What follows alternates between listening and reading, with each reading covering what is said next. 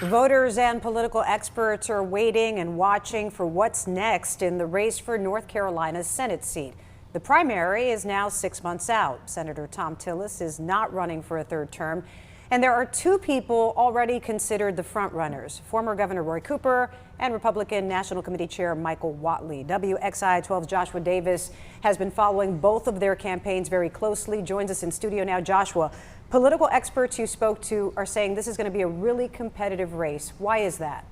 Well, Christine, it comes down to what the likely party nominees have to offer. Roy Cooper has the name recognition and record to make him the top choice for Democrats. Michael Whatley, on the other hand, has the powerful backing of President Donald Trump and his administration.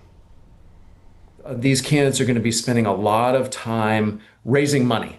Professor Martin Kifer of High Point University says the months leading up to the primary election in March and the general election after that will see the race for North Carolina's Senate seat ramp up significantly. What we anticipate is going to be a very expensive Senate race. Former Governor Roy Cooper and Republican National Committee Chair Michael Whatley are the two frontrunners for their respective parties, each one bringing plenty of attention to a pivotal U.S. Senate seat. It's not just about the triad, but also triangle, eastern and northeast North Carolina, even down by the beaches, but over, towards Charlotte. All of these are places where ad money is going to flow, but it makes it difficult for candidates, for parties, and also outside groups to cover all those bases. To a remarkable degree, 2026 is different from previous Senate races in North Carolina in the sense that we believe that the Republican and Democratic candidates are almost certainly set in stone. Professor Dinan echoes those points, but says while Cooper and Whatley will be working hard to sell voters on their platforms,